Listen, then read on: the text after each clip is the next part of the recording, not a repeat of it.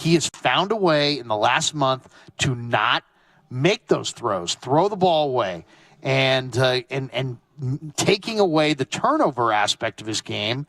He's playing the best ball of his career. I think he is, and I think you look at Jimmy and you know who Jimmy is. Jimmy's a guy that's going to go out there. If he doesn't turn the ball over, he doesn't make mistakes, this team can win some ball games. But it's to be seen what happens if Jimmy struggles and doesn't, if he plays like he played last week against the Saints, against a team like Miami. The team you're going to play today can score, they can light it up.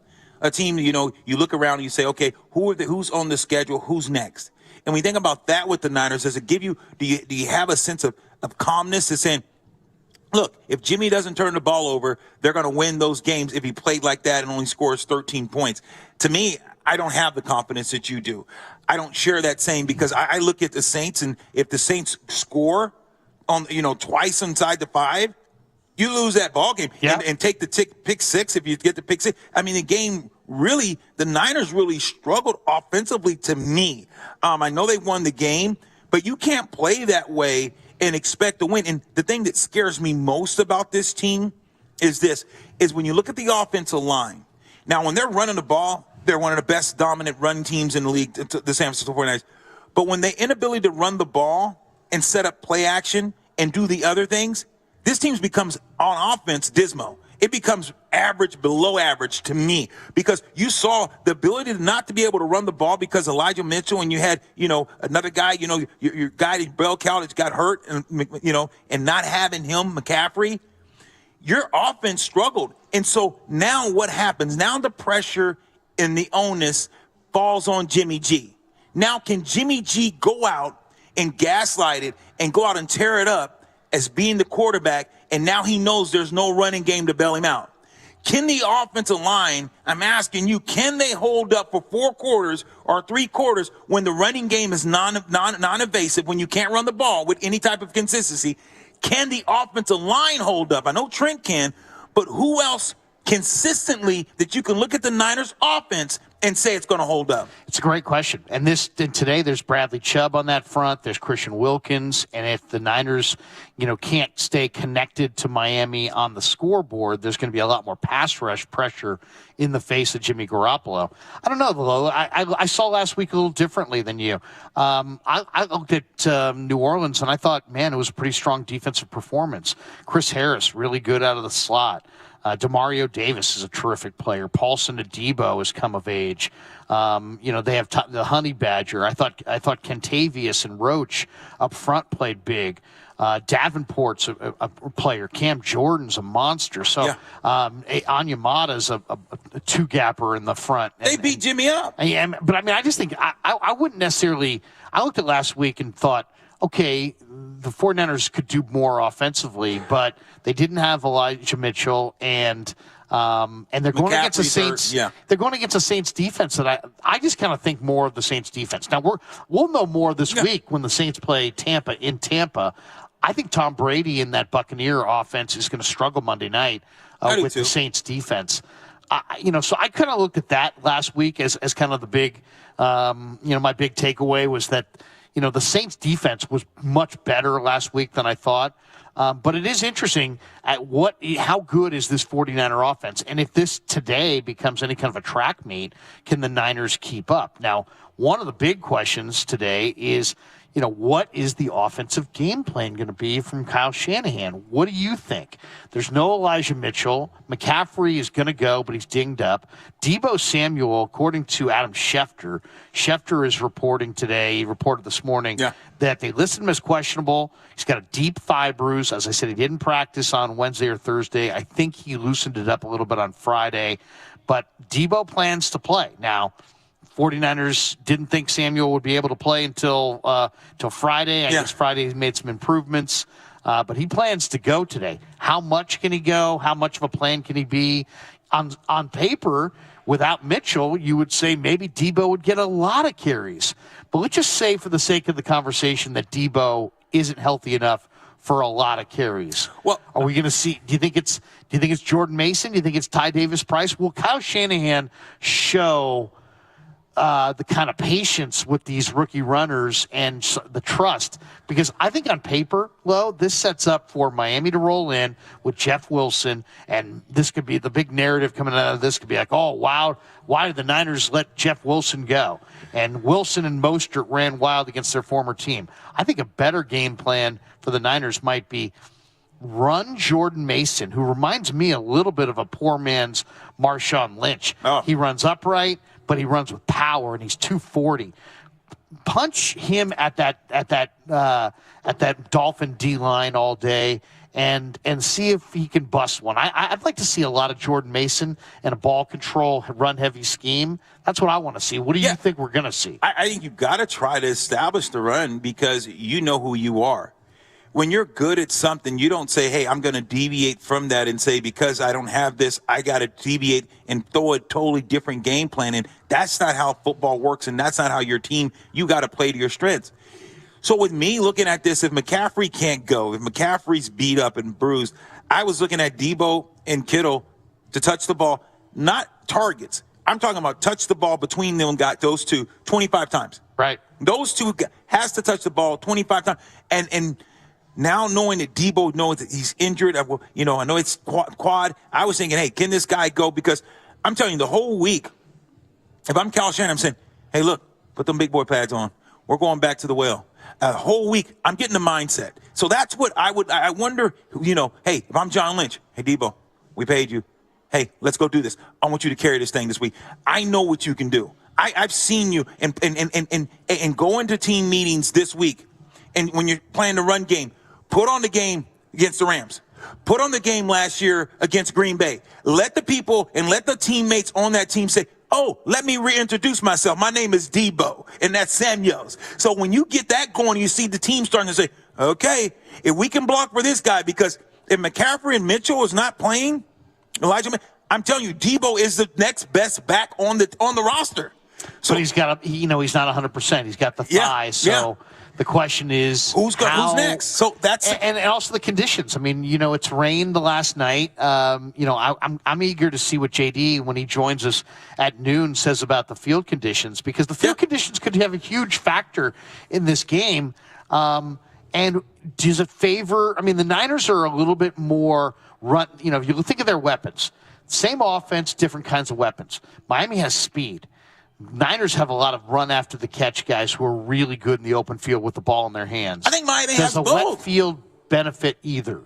I think when you look at Miami, what they have, do you mean to tell me right now, excluding Debo and a hurt running back that you have, would you look at the running back that went over, no question, Jeff Wilson? Can you look at Jeff Wilson and say today, without Debo and without McCaffrey, which team has the most physical? Which team has the fastest back? If you look at what Raheem Mostert, he can hit it and get it. And then you're talking about Jeff Wilson. Do you think, excluding when I talk about Debo, McCaffrey, Mitchell, which backs are better? If everybody's healthy, I think. If everybody's healthy. But the Niners aren't healthy. So let's deal in and out. So I'm saying with McCaffrey. And there's degrees of it too, right? Because, you could be healthy, you could be not healthy and playing, or out, literally out. Obviously, there's Mitchell's out, so he's out. But I'm just saying, is Mostert 100% healthy? I don't know. But I kind of like the home run combination of Raheem to the edges and Wilson to finish off the game. Yeah, that's what But on the other side of that is the 49er defense. The Niner run D is far better than the run D that the Dolphins have, at least the way the rankings look. So, maybe Miami has better backs, but they're better backs going against a better D, where the Niners have maybe lesser backs, especially with McCaffrey dinged up and no Mitchell, but they're going against a run D that's not quite as good. I don't know. To me, it's going to be – that's one of the big questions I have is – Me too. Who's going to get – what's the running back – committee. And what's the committee going to look like? Is it going to be a lot of McCaffrey? Is it going to be throwing the ball to McCaffrey? Is it going to be handing it to Mason, handing it to TDP? What do you think of the rookie running backs? Ty Davis-Price is, 6'1", 220, had some huge days at LSU, ran for like 2-something against Florida. And I thought people have said negative things about him. I've seen he showed some flashes. Some flashes of real power. Now, I don't know about the angles, and I don't know about if he's going to pick up blocks. I mean, how these guys pass block's a major part of it. Heck, you made your living in this league as a pass blocker.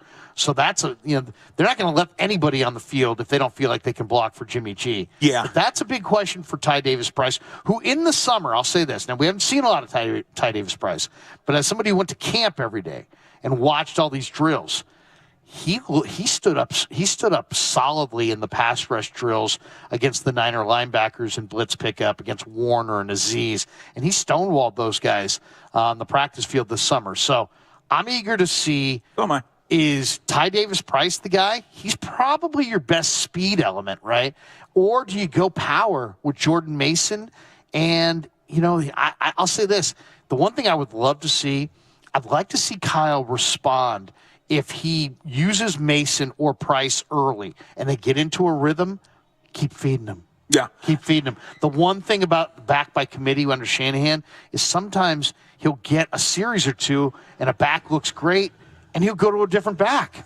It's like, I want to see if Jordan Mason starts rolling downhill or Ty Davis-Price starts rolling downhill against this Dolphins speed front. They got a lot of speed in their front. I say stay with it. I think you want to make sure, to me, you want to neutralize Bradley Chubb. Right. And how do you do that? You run the football all damn day. Yeah, without a doubt. And you look at these two guys, you say, okay, what Price can do, and you say, okay, we have two backs. Price is the guy you said going to get the outside. He's got some speed. He's big. He's physical. He can do some things. And you have a two-headed monster. So what are you going to do? You have to get these guys. And when you ask the question, do you think Kyle Shanahan gets these guys involved in the game earlier? Absolutely. You have to.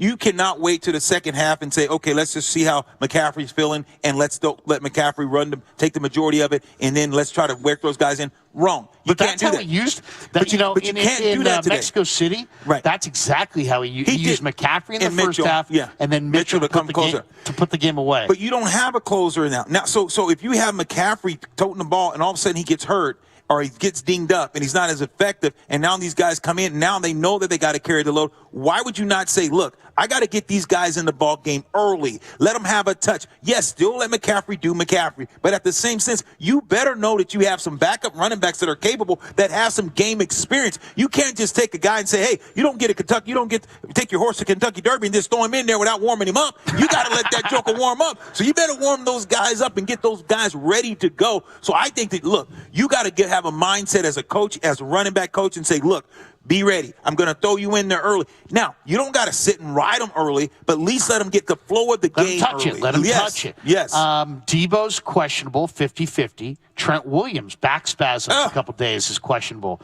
They asked Kyle Shanahan about it after practice. He said, hey, it's kind of like big man problems. You banged heads in this league for 16 years. If a guy's got back spasms on a Thursday, how reasonable is it to think that those things clear up by Sunday? Or what is the Toradol, baby? What's that the tea, that magic tea? What's the key? Yeah, the key is, man, go see the doctor, baby. You turn around and you say, hey, doc, let me feel a thing. Give me that shot. Give me that shot, and I'll be on my way. Get that Toradol and ready to run through a wall. Sometimes, I'll tell you right now, I didn't even know if I can play. I was like, oh, my God. First, you still go through practice, but then third Friday, you're like, whew, glad that's over. And you're like, man, you're just sore. And Saturday, you get in the hot tub, do your thing. Sunday comes, you're like, okay. And you get in that training room, you get a little stretch, and then all of a sudden, 15 minutes before the game, like, get that little extra edge, that Toradol shot or whatever it may be, and it takes the edge off. So he'll be ready to go. But I'm going to tell you right now, when you have a guy like that's physical and that dominant, you got to start putting him on a pitch count. That means during the week, you got to have the younger tackles go and take more of the reps. You got to say, hey, what do you need? Because Trent's a veteran guy. He knows what his body needs. You don't throw those guys out there and let them practice the whole practice. It's not about being macho man, because you need him on Sundays. Yeah.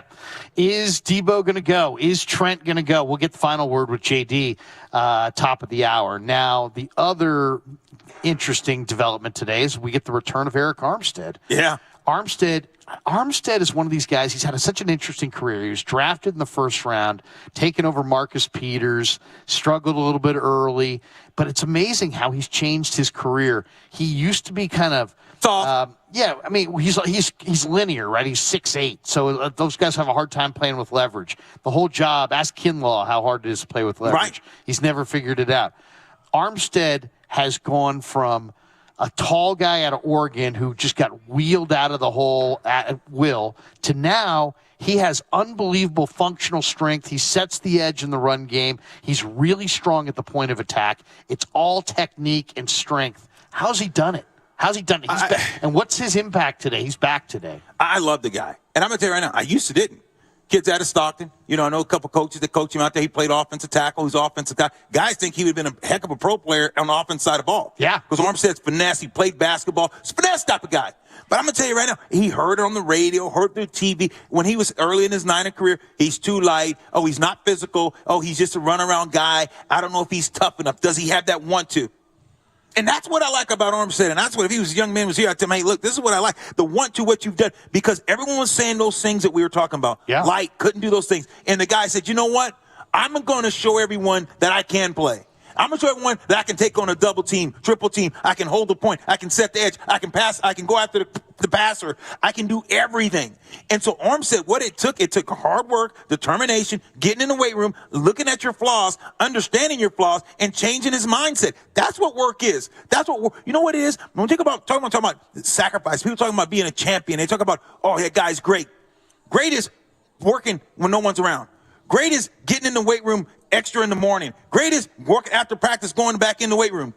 That's the great that people that's a byproduct of what you've done being to get great to what everyone sees on Sunday and Monday night or doing, because everyone's, oh my God, that guy's, but they don't know the sacrifice. The work that you put in makes greatness. No question. And I don't think people realize that how important technique is. Right. To being a great defensive lineman. Whether you're on the edge or inside, technique means everything. And now you got a guy who's rich in technique. Yeah. Great with his hands. Hopefully today he steps in there. Will he be on a pitch count? I don't know, but he'll step in on a line where against a Miami offensive line that is missing both Austin Jackson and Teron Armstead, their starting offensive tackles, and their backups have given up a ton of pressures. All right, we're going to take a break right here. Week 13, wild start to Week 13, 8 morning games. We'll update the scores next. Some surprises already around the NFL. We'll get into it next as we get you closer to Niner football on 95.7 The Game. Prescription products require an online consultation with a healthcare provider who will determine if a prescription is appropriate. Restrictions apply. See website for full details and important safety information. Subscription required. Hey guys, did you know there's a generic form of Viagra that works just the same but is 90% cheaper? And you can get it online? Go to 4hims.com/joy. At Hims, you'll get a free medical consultation and discreet shipping if prescribed. You'll love your results. To start your free online visit, go to 4hims.com/joy. That's FORHIMS.com/JOY. Hey, here's a holiday gift from Bed Bath & Beyond. Now through December 11th, get 25% off one item by texting GIFT to 239663. That's 239663. New offers every day at Bed Bath & Beyond. Exclusions apply. See website for details. Commercial property managers, do you have a fall or winter painting project on your to-do list? Or maybe you're planning your painting budget for 2023. Hi, this is Matt Jesse, president of MB Jesse Painting. When it comes to painting, it always pays to plan ahead, saving you time and helping you get the most value from your paint project. My team of painters have the experience and training to get the job done right. Let's get started. Call 855-MB-JESSE today or visit us online at mbjesse.com. MB Jesse. AT&T Fiber presents a straightforward moment inspired by straightforward pricing. And now we just cube the pancetta as such. So what's on the menu tonight? This carbonara I found online. It's fire. You gonna love it, Mom. I hope you hold on to this AT&T Fiber, son. It's nice. Yeah, you should settle down now that you're a gagillionaire. Oh, I am. I finally found the one internet I've been looking for my whole life. So, no more one-year stands? No, I'm done with all that. With AT&T Fiber, there's no price increase at 12 months. What about equipment fees? Nope. Those were never any good for you. Exactly. But now everything's completely straightforward. Well, in the spirit of being straightforward, I never liked any of your old ones. Me neither. Blah. Y'all never told me that. But we're being straightforward now, which feels good, yeah? Yeah. Now let's get straightforward about that girl he's been seeing. Straightforward is better. No equipment fees, no data caps, no price increase at 12 months. Live like a gagillionaire with AT&T Fiber. Limited availability in select areas. Visit att.com/hypergig for details. Television sales on Black Friday set new records as millions of Americans snapped up the hot deals. But a lot of people were out of town or too busy to take advantage of the special pricing. So, how about a redo? Right now, you've got a second chance to save big on many of the top-rated Samsung, LG, and Sony TVs. Where? At Video Only, where the smart shoppers go. So, don't miss out. Check out Video Only now, or you'll be sorry. 1-877 Cars for Kids. KARS Cars for Kids. 1-877 Cars for Kids. Donate your car today. 1-877 Cars for Kids. KARS Cars for Kids. 1-877 Cars for Kids. Donate your car today. Donate your car today at carsforkids.org. That's cars with a K. Your car, running or not, can be picked up as soon as the next day. You'll get a maximum 2022 tax deduction and a vacation voucher. 1-877 Cars for Kids. KARS Cars for Kids. 1-877 Cars for Kids. Donate your car today. Hurry! It's your last chance to donate for 2022. This holiday season, tee it up at the Golf Mart for the hottest gifts from TaylorMade and Bushnell. Featuring the TaylorMade Stealth Carbon Woods with 60 layers of carbon for faster ball speeds. And while you're there, grab a dozen TP5 golf balls. And from Bushnell, save up to $75 on the Tour V5 and Tour V5 Shift rangefinders. There's also gift cards for those favorite golfers on your list. Don't miss these holiday gifts and more happening now at the Golf Mart, home of the 90-day satisfaction guarantee. Odyssey is a mission-driven company, and we are lending our microphones to organizations supporting diversity, equity, and inclusion in and around the Bay Area. If you are a nonprofit organization working towards a more diverse, equitable, and inclusive Bay Area, please email sfpsa@odyssey.com so that we can share your story and spread awareness about the impact of your important work. Again, that's sfpsa@audacy.com. I wanted to know why some people who get COVID-19 get it so bad. I found out it may be because they have a high risk factor, such as heart disease, diabetes, being overweight, smoking, and asthma. Even if symptoms feel mild, these factors can increase your risk of COVID-19 turning severe. So if you're at high risk and test positive, there are things you can do, like asking your healthcare provider if an authorized oral treatment is right for you. Learn about an option at treatcovid19.com. This message is sponsored by Pfizer. Prescription products require an online consultation with a healthcare provider who will determine if a prescription is appropriate. Restrictions apply. See website for full details and important safety information. Subscription required. Hey guys, did you know there's a generic form of Viagra that works just the same but is 90% cheaper? And you can get it online? Go to 4hims.com/joy. At Hims, you'll get a free medical consultation and discreet shipping if prescribed. You'll love your results. To start your free online visit, go to 4hims.com/joy. That's FORHIMS.com/JOY.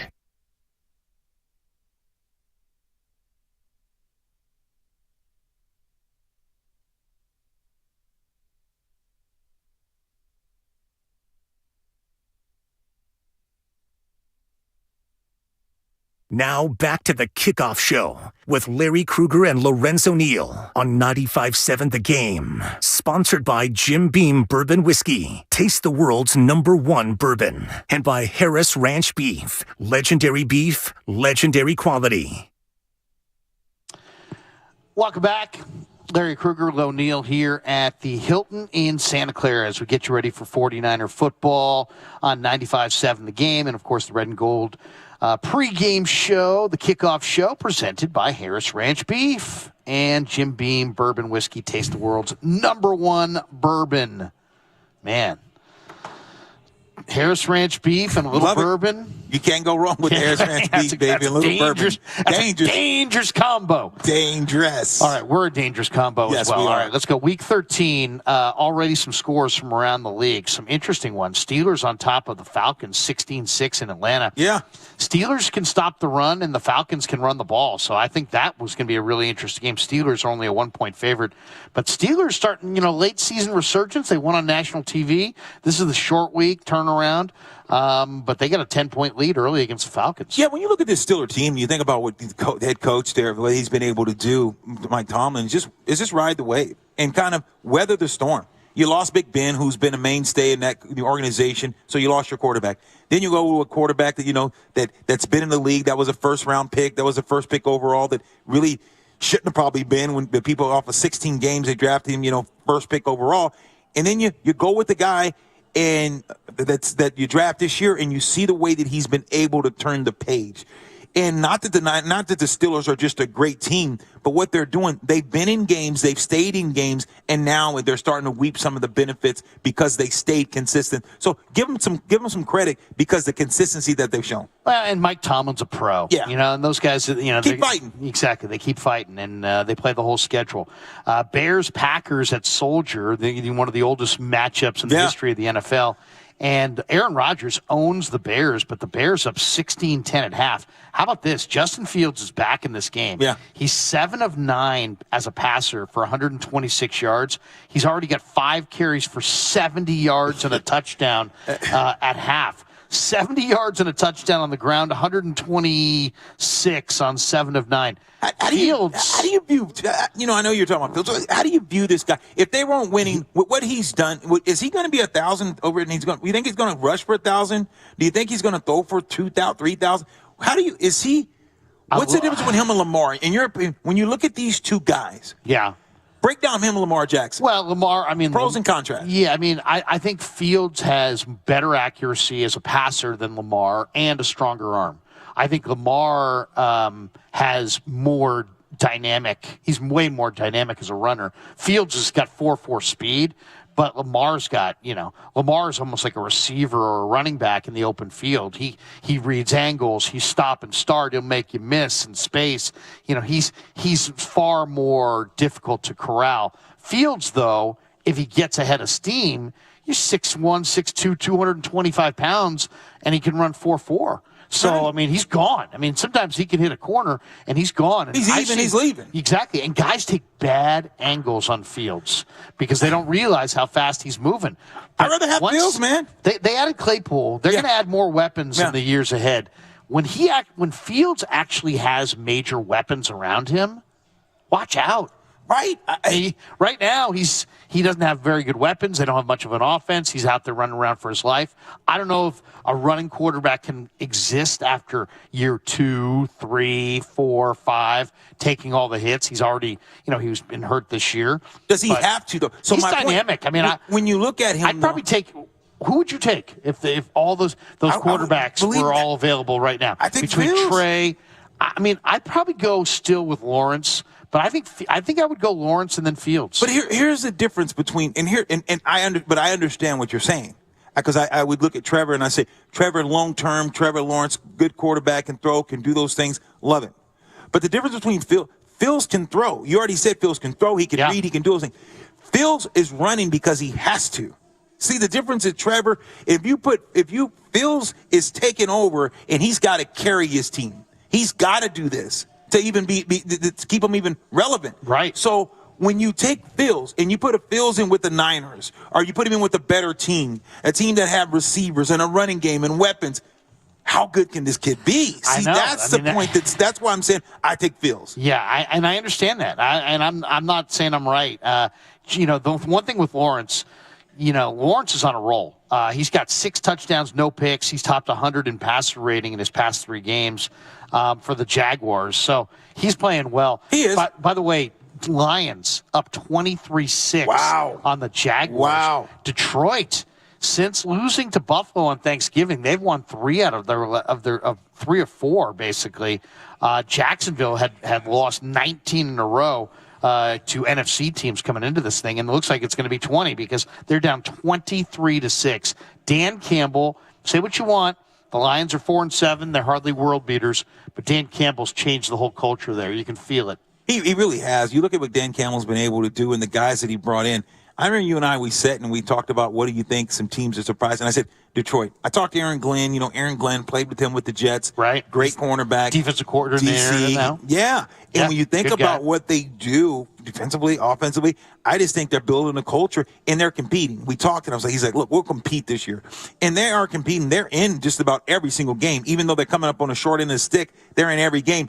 They're not the Steelers because the Steelers already had some core guys but they're like the Steelers team that if they're going to build with this because the quarterback's different too, but they're going to build, and I think they're going to be good. Just like when the Steelers next year, you'll see them be even better, and so with Detroit. I love Deuce Staley as a coach, and then Penei Sewell is their anchor on their O-line, and obviously Aiden Hutchinson's the anchor on the D-line. Vikings up 17-3 on the Jets. The Jets are going with Mike White, and on the road, I think a lot of people thought maybe the Jets would get it done, but the Vikings are really good at home. 17-3 Vikings early in that one. That's one that I would have had my lock. I was talking to you earlier today. I said, man, I just like the Vikings coming off a bye. Now you got a couple extra days to prepare, getting ready to come into a team, playing against the Jets teams that, yes, they played well. They got to go with another quarterback. But Minnesota, man, they're a team. Look, everyone's thinking about that Dallas Shabako that they got rolled, kind of rickrolled. But if you think about that, that's the only game. They've been in every single game except that Dallas game. I like Minnesota, like them a lot. Just think the Jets are a team. They're just not ready yet. Just like the Giants, they're not ready yet. There's a couple teams that are close, but they're just not ready yet for that next step. The Vikings are 8-0 this year against as a favorite, I should say. 8-0 as a favorite. But they struggle against the teams that are the better teams. So you kind of wonder, are the Vikings going to make any noise in the playoffs? NFC East battle, Commanders and Giants, 13-13. Wow. Washington has won the time of possession battle in 6 straight games. Giants are kind of going the other way. They got off to a hot start. They've dropped 3 out of 4. I like what I'm seeing from the Commanders. And I'll tell you, if the Niners are not ready, man, Taylor Heineke and when he rolls in here with Washington, Washington's got a D-line. They got a couple backs. Jahan Dotson's a nice receiver. Terry McLaurin, Scary Terry.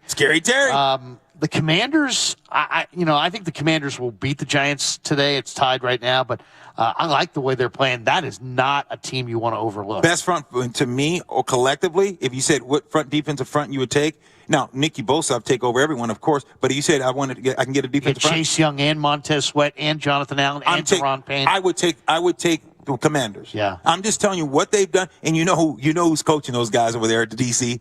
Oh, Jack Del Rio. Yeah. I mean, he's got those guys humming. He's a good coach. Guy played defense. So that's a game that I've been telling everyone, mark it on your calendar because it's a physical team. It's a team that's built like the Niners. That's another physical game that they're going to have to get ready for. But, hey, man, I'm surprised with these scores. Commanders are playing well, and it's going to be a heck of a game. 13-13. Eagles up 21-10 on the Titans.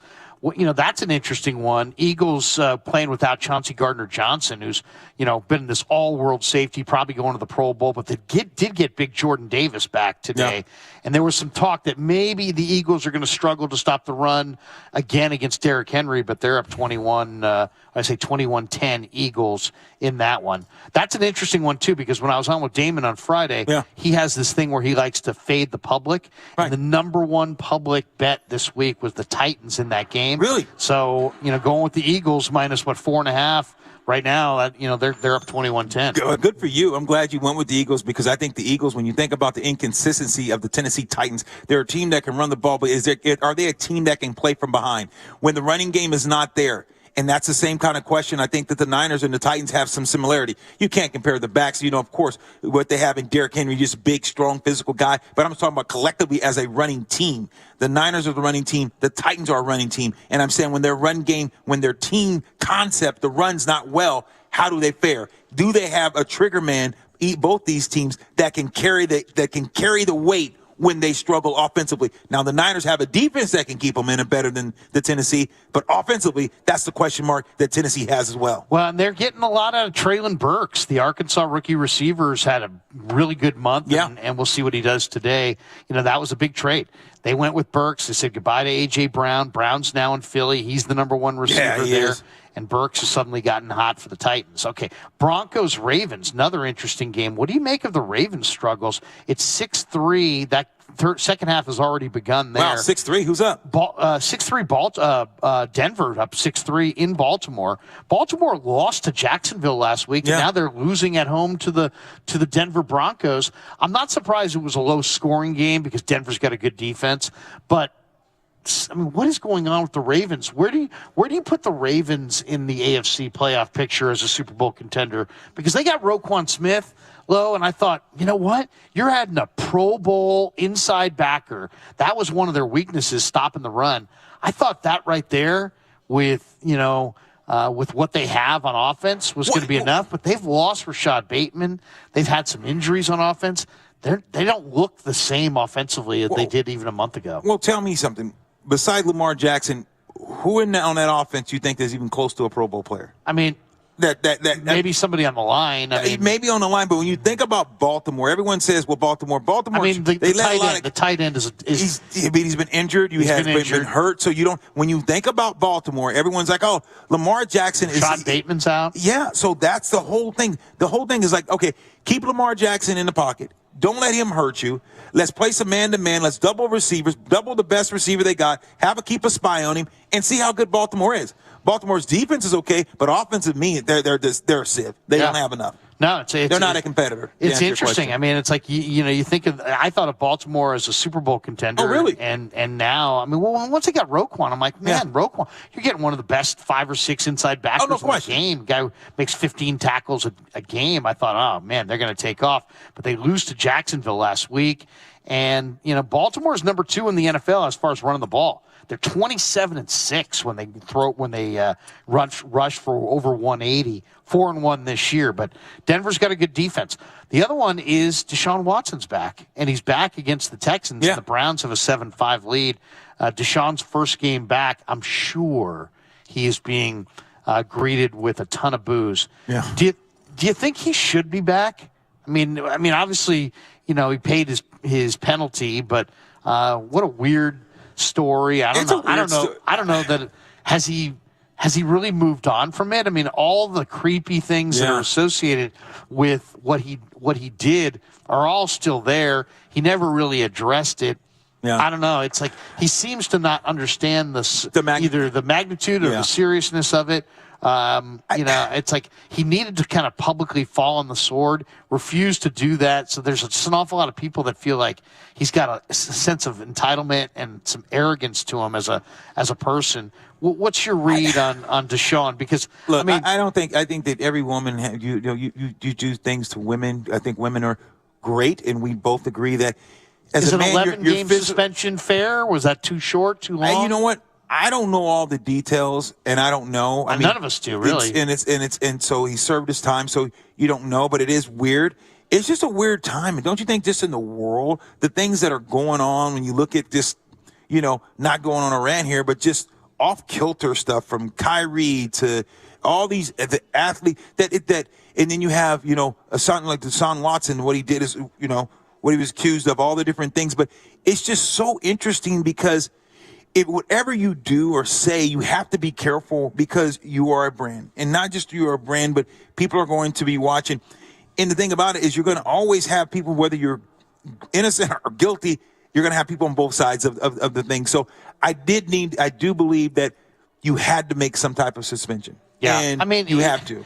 Okay, so he gets 11 games for violating the league's personal conduct policy for sexual assault. And now he's back out there today. Interestingly enough, against his former team in Houston, the crowd's raining down all kinds of boos. Should be interesting, too, because I expect the Browns to win this game. Nick Chubb against the Texans' run D. The Texans' run D has just been an absolute sieve. And you got Chubb rolling in, averaging 5.2 a carry. Chubb's tough. Whether it's Chubb or Chubb and Hunt, I expect the Browns to kind of run the Texans right out of their home stadium. So those are the morning games. And then the afternoon games, Seahawks-Rams go at 105. No Aaron Donald for the Rams. The Rams, by the way, if the Rams lose today, they will join the 79 Bucks as the only team to go from winning the Super Bowl to a 7-win type team. They win today? Do they win today? If they lose today? No, I'm asking. I think Seahawks beat them. So do I. Do I. I think they're done. Put a fork in them. Yeah.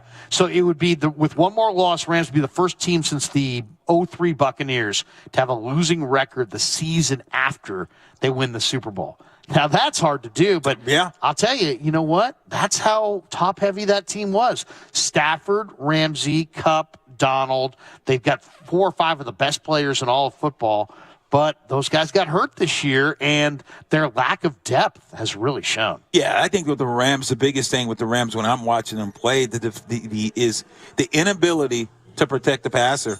They can't protect the quarterback, and you have Cooper Kupp, but you don't have anyone else that's going to necessarily stretch the field. You don't have Odell, and he was a big factor in Coop's success. And now when you watch Allen Robinson really didn't do what we thought he was going to do. No, he didn't. And then you look at the quarterback. Now he's getting sacked, he's getting hit, and he's getting a lot of things are happening to Matthew Stafford. So because they can't protect him. So when you're looking at this Rams team, the biggest thing to me, it starts up front in the trenches. You win and lose championships in the trenches. You know that. Yeah, a couple more here before we take a timeout. We'll welcome in JD.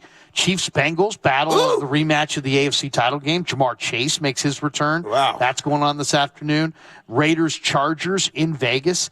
Justin Herbert in his career against the Raiders is low. 13 touchdowns, 1 pick. So maybe you may want to lean Chargers there. And then Cowboys-Colts, Sunday Night Football. Dallas leads the NFL with 45 sacks, and Matt Ryan's been sacked 32 times in 10 games. So I expect Dallas to get over there.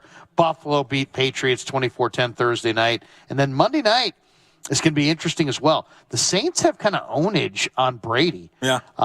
Brady and the Bucs at home against the Saints, who were here last week. Now the Saints get that extra day. Tristan Wirfs is out for Tampa. Tampa's had a lot of problems on that offensive line. Yeah, they have problems. New Orleans defense has dominated Tom Brady the last couple times. Yeah. I kind of think maybe the Saints and the under might be the play Monday night. We'll see. Yeah, I'm with you on that one. What do you got for Kansas City and Cincinnati? Well, Give me that matchup.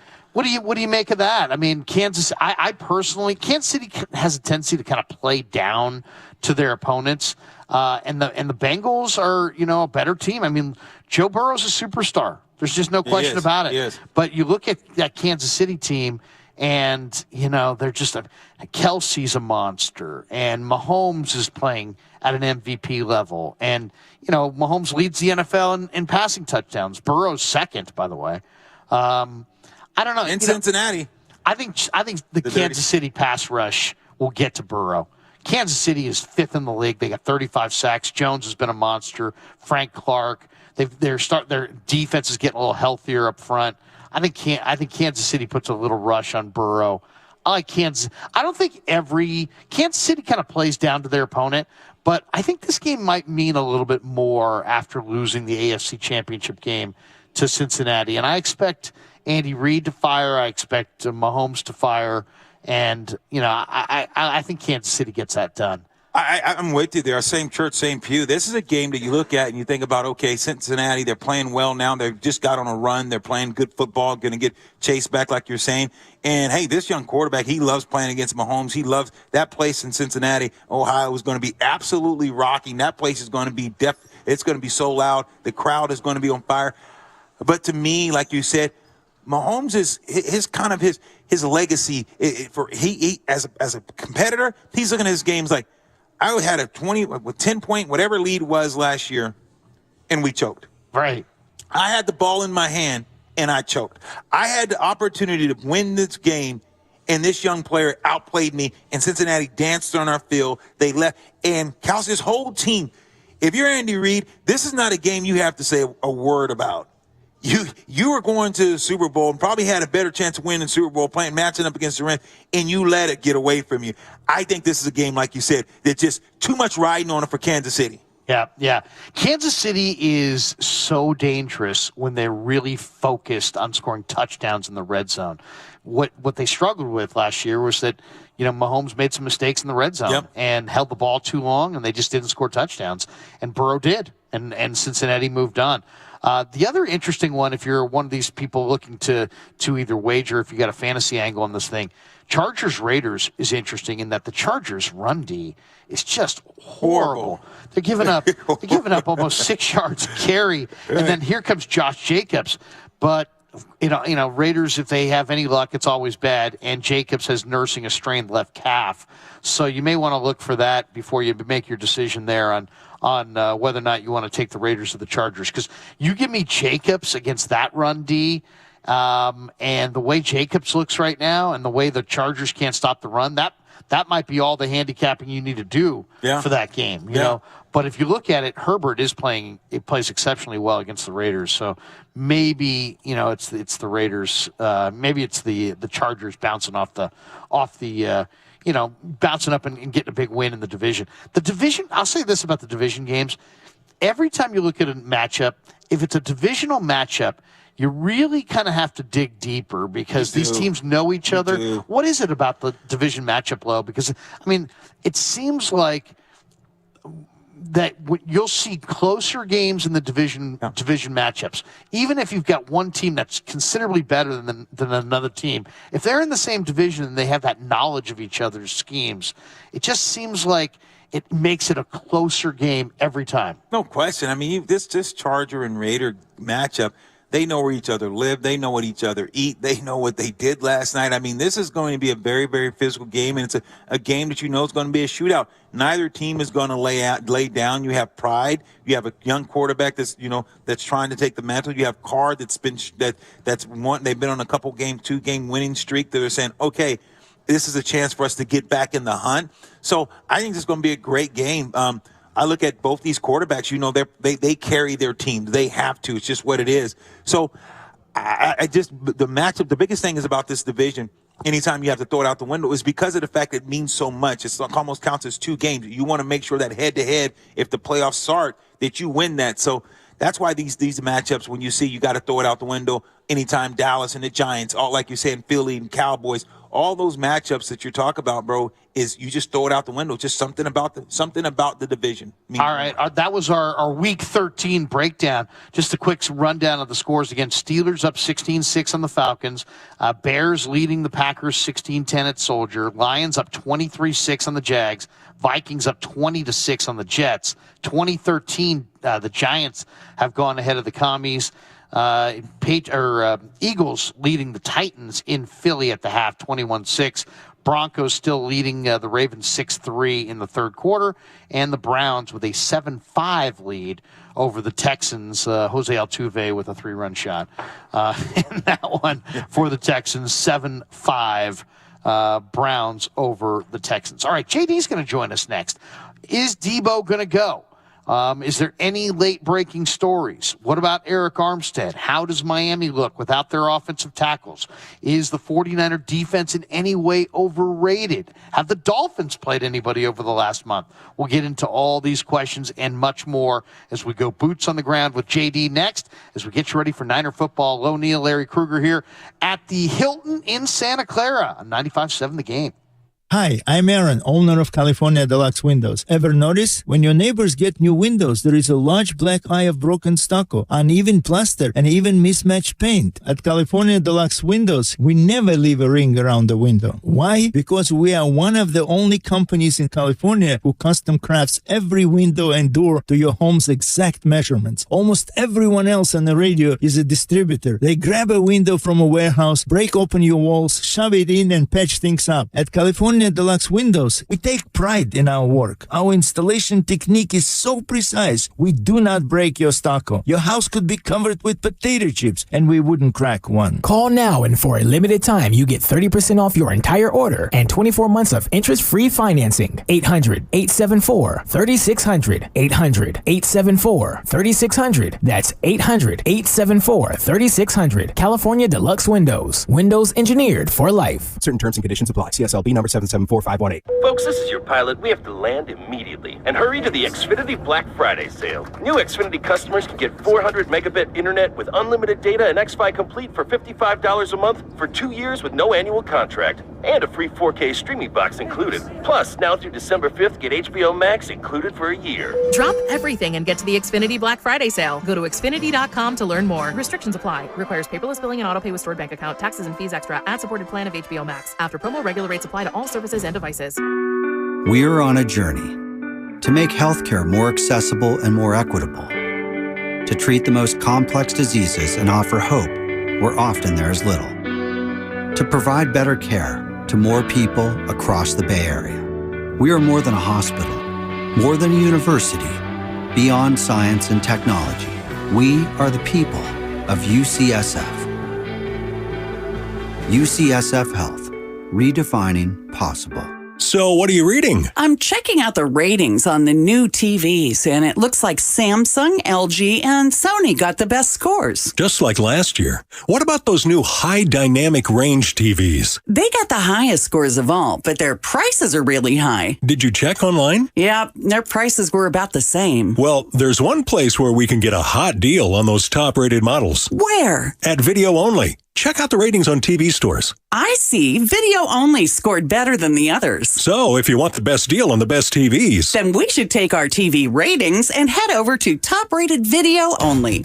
At Video Only, you won't find huge stores with refrigerators or microwaves, but you will find the best deals on top-rated TVs, soundbars, and monitors. Shop around. Just make sure you visit Video Only, because if you don't, you'll be sorry. In Mountain View, San Mateo, Union City, Dublin, and San Rafael. Video Only. This football season, adopt a new tradition that's sure to turn fans into family. The Jim Beam Highball. That's beam and soda over ice with a lemon slice. Share one at the stadium or make one at home. Kentucky Straight Bourbon Whiskey, 40% alcohol by volume. Copyright 2022, James B. Beam Distilling Company, Claremont, Kentucky. Drink smart. When people have a craving to explore new and traditional Asian cuisines, they head to P.F. Chang's, where scratch-made dishes come from the 2,000-year-old tradition of wok cooking. P.F. Chang's wanted to explore new possibilities for their website. They turned to AmericanEagle.com. AmericanEagle.com re-architected P.F. Chang's website, integrating multiple third-party systems to create a unified digital experience. The results? Improved page speed and performance, personalized content based on users' location, intuitive online ordering, an increase in organic search visibility, and a 40% increase in new users. For scratch-made Asian cuisine, visit your local P.F. Chang's or go to pfchangs.com for website design, development, digital marketing, and hosting that produce efficiency, revenue, and results. Visit AmericanEagle.com. P.F. Chang's and AmericanEagle.com. Another example of the best businesses in the world, turning to the best in the business for websites. Go to AmericanEagle.com or call 877-WEB-NOW1. That's 877-WEB-NOW1. What's your retirement look like? With Fidelity Income Planning, a dedicated advisor can help you create a flexible income strategy to grow and protect your wealth, so you can stop worrying about the future and enjoy whatever comes next. Investment minimums apply. Fidelity Brokerage Services, member NYSE SIPC. 'Twas almost the holidays, and all over the state, not a creature was stirring, except for, well, Nate. He was panicked, in need of a really good gift. Nate's a procrastinator, if you catch my drift. So off he dashed to the closest store, and there found holiday scratchers galore. Now Nate won't get a lump of coal, unless he burns the holiday casserole. Yes, scratchers from the California Lottery are great, especially for Mr. Procrastinate. So when it's time to get your gift shopping out of the way, try scratchers. A little play can make your day. Please play responsibly. Must be 18 years or older to purchase player claim. Traveling, volunteering, spending time with family. What's your retirement look like? With income planning from Fidelity Wealth Management, a dedicated advisor can help you grow and protect your wealth. They'll look at your full financial picture and help you create a flexible strategy that considers things like market conditions and healthcare expenses, so you can stop worrying about the future and enjoy whatever comes next. Visit fidelity.com/income planning. Investment minimums apply. Fidelity Brokerage Services, member NYSE SIPC. Traveling, volunteering, spending time with family. What's your retirement look like? With income planning from Fidelity Wealth Management, a dedicated advisor can help you grow and protect your wealth. They'll look at your full financial picture and help you create a flexible strategy that considers things like market conditions and healthcare expenses, so you can stop worrying about the future and enjoy whatever comes next. Visit fidelity.com/income planning. Investment minimums apply. Fidelity Brokerage Services, member NYSE SIPC. You're listening to 95.7 The Game, KGMC FM at HD1 San Francisco. Always live on the free Odyssey app.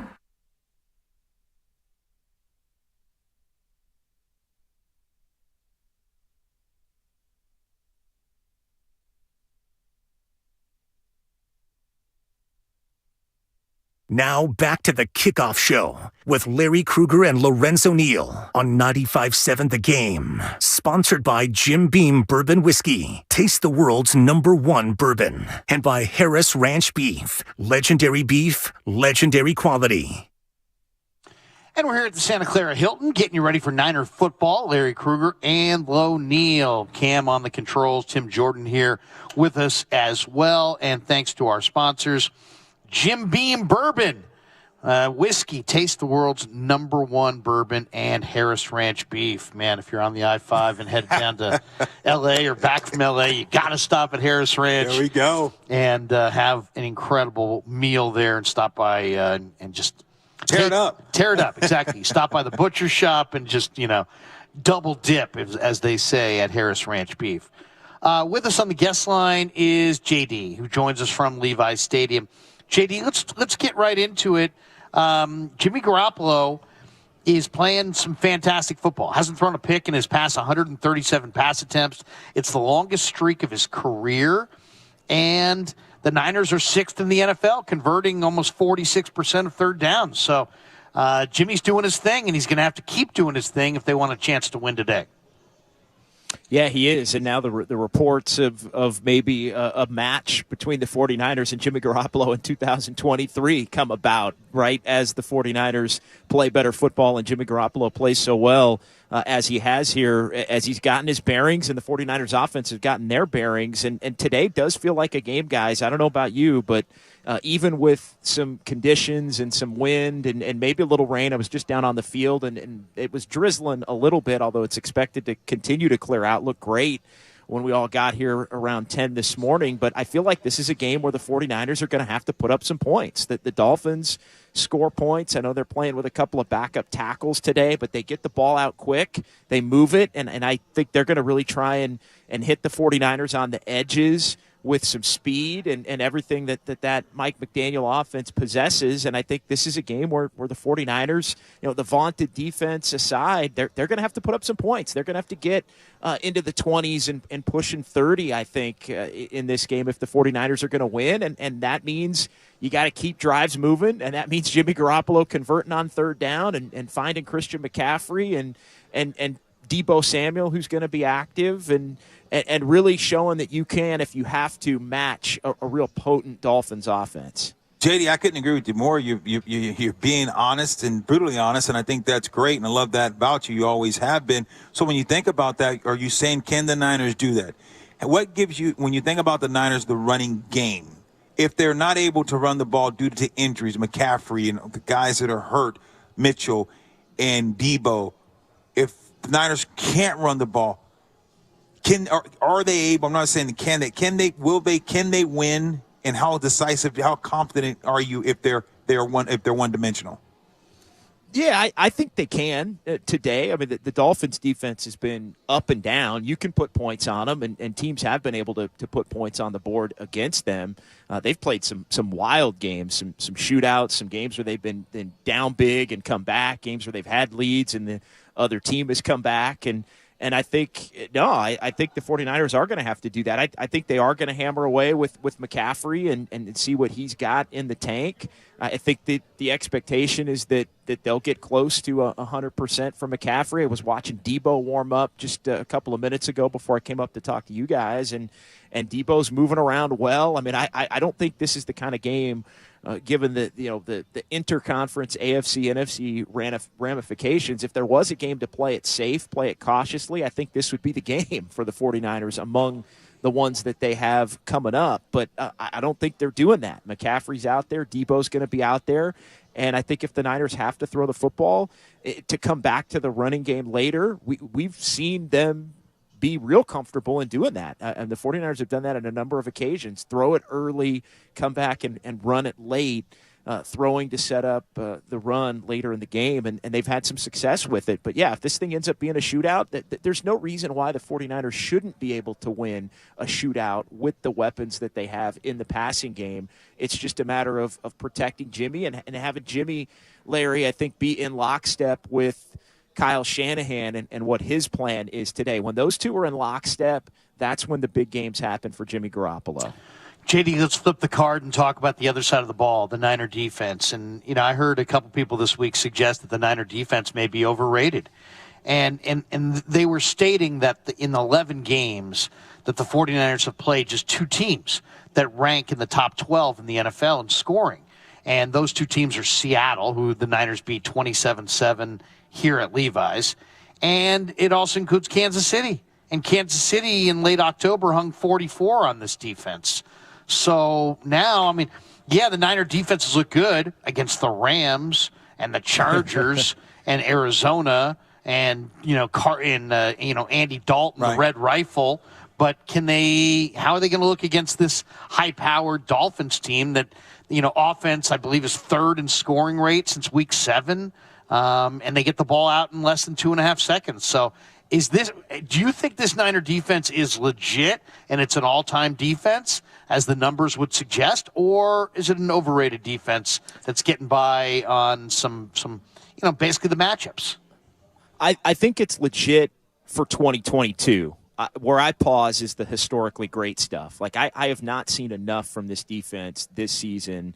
And even some of the miscues and the big touchdowns that they gave up against the Bears in week 1. And I know they had a lot of guys out against Atlanta, and you almost throw that game out the window. But Mariota and the Falcons running game kind of shredded them. And then the Kansas City game. I mean, let's see how they do against this Miami offense. This is the best test that they've faced since that game against Kansas City. And the 49ers typically dominate quarterbacks that can't move. They have faced a lot of mediocre to average quarterbacks that can't move during this stretch, where they've really been able to reaffirm themselves and become a top defense in the NFL again. So I think when you look at it, Tua's a pocket guy, but the ball is going to come out, as you alluded to. But I also look at backup tackles at both spots for the Dolphins, and I think that's typically an area where the 49ers can feast, even if teams are maybe trying to get the ball out quickly.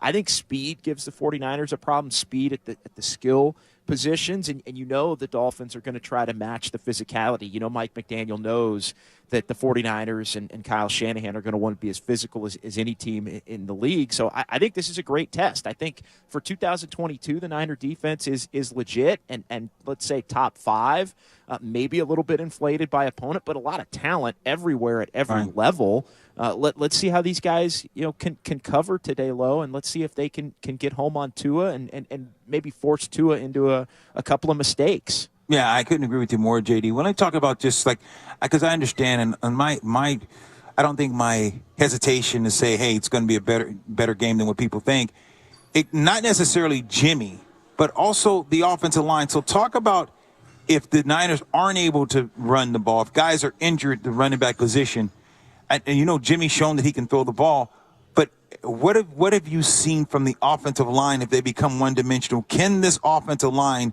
watching what you saw last week against the Saints, Jimmy took a beating and still was able not to throw any picks, but can they hold up? Yeah, I mean, I don't think that this defensive line for the Dolphins is the Saints' defensive line. I think the Saints have a premier defensive line in the NFL, and so we'll see how all that ends up shaken out as this thing continues to move forward. And Spencer Burford's going to be out on the interior with Daniel Brunskill getting the start. As Burford inactive with the ankle injury, but they're going to have to hold up, and I think they're going to have to get rid of the ball quickly. I mean, I think that's where if you don't have the running game, your running game becomes a short passing game, and I think Jimmy can just as effectively as Tua at times get the ball out quick, and I'm interested to see if that's a part of the game plan that Kyle Shanahan's willing to go to if they aren't able to run the football. This is a defense with some attackable areas for the 49ers. I think this is as much of it is a test for the 49ers defense, and are they legit and all of that. I think this is a test for just how far the 49ers offense has come against a defense that at times this year has had some holes at really every level, I think. So JD, the injury scorecard, Burford's out at right guard. You said Brunskill's going to start at right guard. Debo's going to go at wide receiver. Armstead's going to go at D tackle. Any word on Trent Williams, who suffered back spasms and missed some time this week? Is he going to gut it out, or do you think they're going to have to go with McKivitz? Yeah, Trent Williams is active, and it sounds like he's going to give it a go. And look, nobody's as tough at playing through stuff as Trent Williams, and so I would expect him to be out there in a situation that you kind of monitor. But here's the thing, and I don't know if you guys agree with this, Lo. I mean, it isn't 75 or 80% of Trent Williams still better than 100% of a lot of guys? And I think if he's in that 75 to 80% range, that would be good enough for him to say, I'm going to go. This is a big game, especially with Mitchell out and maybe the running game a little bit more suspect going into this one. He wants to make sure that he can be out there. So, yeah, I think it's good news on that front, at least at the start. Sure. And I think a lot of today, guys, is going to be all right, Trent Williams is active, Debo's active, but how much do these guys have in the tank? I think they both need to be monitored throughout this one. So with that being said, JD, give me the tell of the tape in the running game. When you think about what the Miami Dolphins have, they're 2 running backs from the Niners that, this year and last year running backs, and now they're on the Dolphins, and then what the Niners have right now available to run the ball. Give me the tell of the tape running game. Who favored? Yeah, I mean, I think the Dolphins have more. They have more weapons available to them in the running game between Mostert and Wilson, and we'll see how they even use Tyreek Hill and his speed to stretch everybody out and try and throw the deep ball there. I mean, they've got more guys, I think, as far as when you just compare the two. I wonder if today's a game for the 49ers with McCaffrey active, Mitchell not. Do they rely on the young guys? We've seen Kyle Shanahan be reluctant, guys, to rely on the young running back. So I would almost wonder if Debo was fully healthy and we knew it and not just trying to gut through something. I feel like this could be a Debo in the backfield kind of a game, just because Kyle Shanahan's been reluctant to use Ty Davis-Price a lot, to use Mason a lot. Going to have to lean on at least one of those guys, maybe Mason, more than I think originally anticipated. But one thing I kind of bookmarked for this one, Larry, was could this be a Debo game, and how much is the injury to Debo and him playing through something maybe negate the fact that the 49ers want to use him a little bit more in the running game along with Christian McCaffrey? Yeah, I mean, I think that's the big question mark in this game. Is it going to be a full dose of Debo? Is it going to be kind of a half dose of Debo and a full dose of Jordan Mason?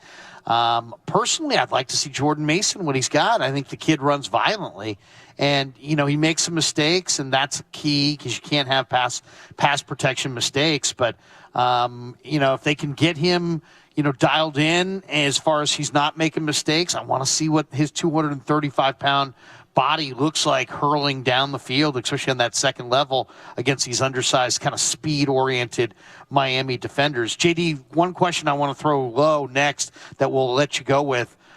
Give me your thoughts on, Mike McDaniel returns to San Francisco to face the Niners. Shanahan and McDaniel going head-to-head for the first time. They've been coaching together for 14 years at a bunch of different stops. They run the same offense, different ways. Dolphins have a ton of speed. Niners, a little bit more physical, run after the catch, a little bit more force. Niners have the better D. Who's got the edge? Who's got the edge between Kyle and McDaniel in this where they both know each other so well? Or is there a decided advantage in either direction?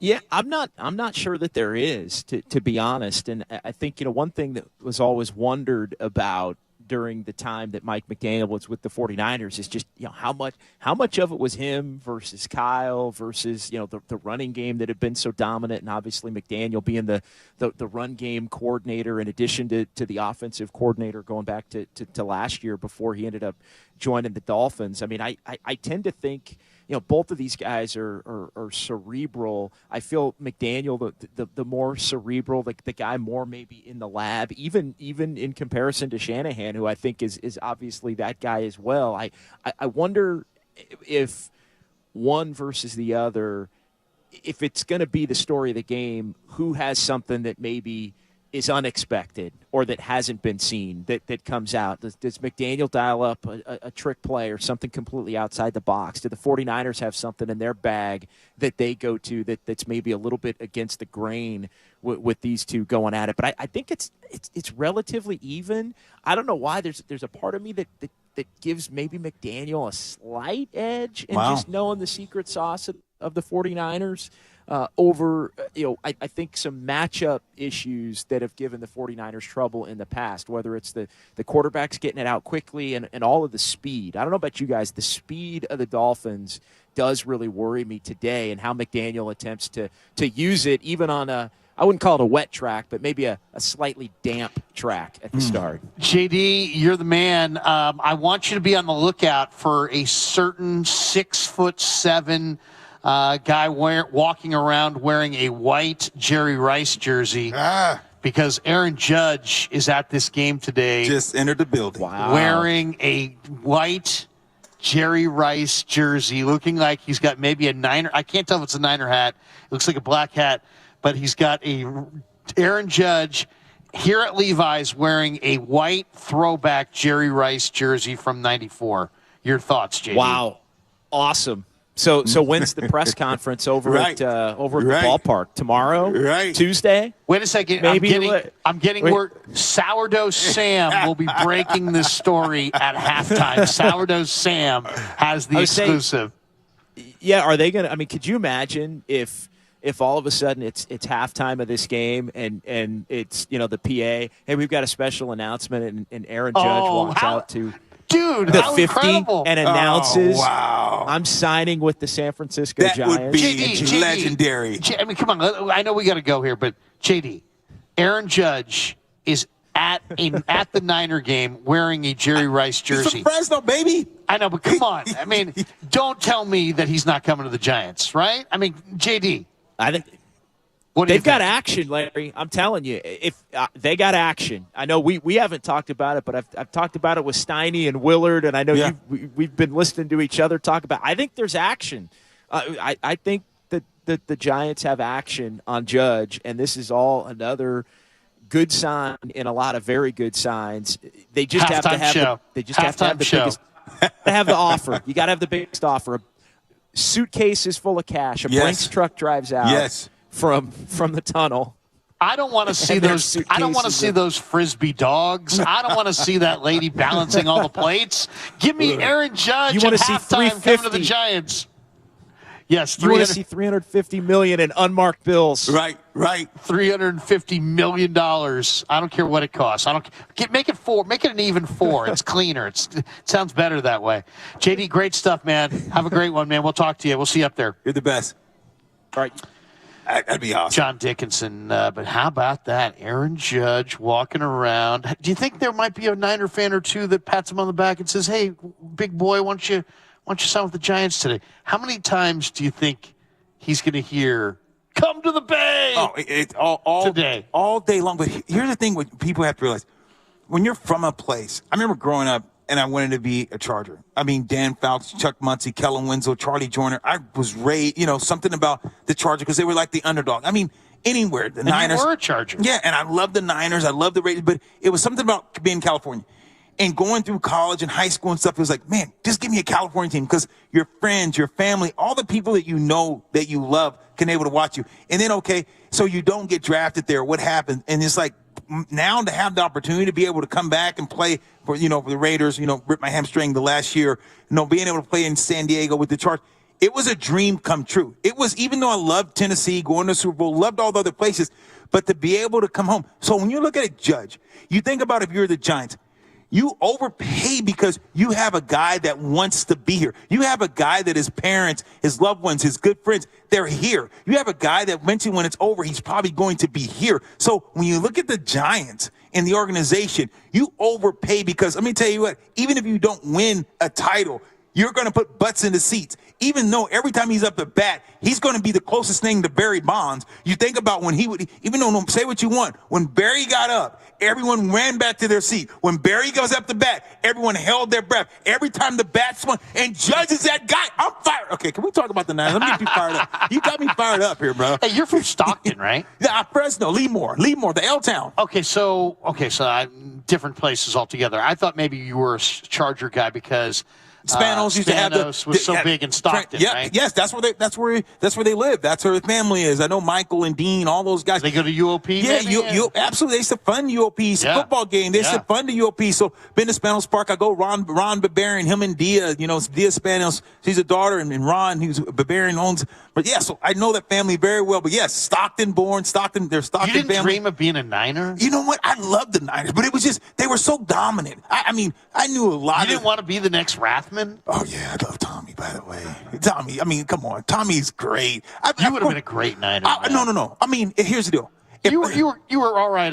You were all right. No. Without the Niners. No. I wish 16 years. Someday you'll go to Canton, but I'd rather been a Niner. Here's the deal. How great would it have been? Without a doubt. Without a doubt, I'd rather been a Niner. Without a doubt. They could have used you. They could have used a pancake fullback. Floyd. You remember Floyd? They had that guy. He was my favorite. Yes, bar none. Bar none was bar none. But yes, when I look at it, of course, the knee. I know that knee. Gosh, but yeah, of course, I would have rather been a Niner. It was just I had to charge or something about Danny Fouts that I loved, and just Kellen. I loved Chuck Muncie. Come on, the number 40. Come on, Eric. You don't have to. You don't have to explain it to me. The Chargers were fun. They were. John Jefferson, Charlie Joyner, Wes Chandler, Kellen. Come on, James Brooks. Yeah, come on, you love James those Brooks. guys. Not Pete Johnson, but James Brooks. He was Gary Anderson. Remember when Gary Anderson did the flip into the end zone? That was incredible. Yeah. All right. I'll ask you the same question I just asked JD. Who has the advantage when a teacher and a pupil get together in football? The offensive, McDaniel knows the Shanahan offense, but Shanahan knows McDaniel's tendencies. They know how each other thinks. Is there an advantage either way? I think both these teams are going to cut a counterpunch. I think when you look at Kyle Shanahan, when he's throwing his offense and he says, okay, this is why I'm going to go this deep over, because I understand with the boots, this is what the safety's going to do. This is what they got to do. But here's where they're vulnerable. And he's going to say, well, this is where we're vulnerable. So you don't think they've had those meetings where Shanahan's in there with the pupil and saying, and coach said, coach, but you're doing this, but this is not, we can't hold up here. I understand that, but we're going to get that with the play action. That's what's going to hold him to keep him there for that tenth of a second that the guy can get through that second level, and then we're going to let the ball go. But if he comes, then he's in trouble. He's got to make something. So they're going to be counterpunching. I think this is a game that's going to be tick for tack, and you're going to have some big plays on defense. You're going to have some big plays on offense. I don't necessarily look at it as an advantage. I look at the team who's going to be the most technique sound. I look at the team that's going to just do their job and say, okay, we know that we're vulnerable here on the back end on this particular play, but this is what we have to do. And I think that's where you have to lead toward the Niners. But then you look at Miami and say, speed-wise, they have some advantages. And how do you disrupt that? You disrupt it with speed. You disrupt it with pass rush. You disrupt it by jamming guys on the line. You disrupt it by saying, hey, I'm going to double certain people, take it away, and make them take the long haul. All right, we got a lot to get to. We got one segment left to do it. The Red and Gold pregame, the kickoff show presented by Harris Ranch Beef, Legendary Beef, and Jim Beam Bourbon Whiskey. Taste the world's #1 bourbon. In fact, we got to get a couple 95.7 The Game salespeople here with a care package. Find out where Aaron Judge is sitting, and then just drop a huge thing of bourbon and Harris Ranch Beef on him. It's over. It's a done deal at that point. Deal. A couple tomahawks there, Aaron. I know you want that tomahawk steak, baby. Harris Ranch got you. And then he gets asked the question, what was the difference? Why did you sign with the Giants over the Yankees? Are you kidding me? It was Harris Ranch Beef and that Jim Beam bourbon. Oh, man. All right. The best segment of the week coming up next, and that is the keys to victory. Lo and I will break it all down. What is getting your Niners over the top against the Dolphins today at Levi's? Key to victory is next as we get you ready for Niner football on 95.7 The Game. At Harris Ranch, we do beef, just like we've done for over 50 years. Beef that's raised locally right here in California. The flavor you crave, the quality you trust time after delicious time. Harris Ranch, we do beef. 'Twas almost the holidays, and all over the state, not a creature was stirring, except for, well, Nate. He was panicked, in need of a really good gift. Nate's a procrastinator, if you catch my drift. So off he dashed to the closest store, and there found holiday scratchers galore. Now Nate won't get a lump of coal, unless he burns the holiday casserole. Yes, scratchers from the California Lottery are great, especially for Mr. Procrastinate. So when it's time to get your gift shopping out of the way, try scratchers. A little play can make your day.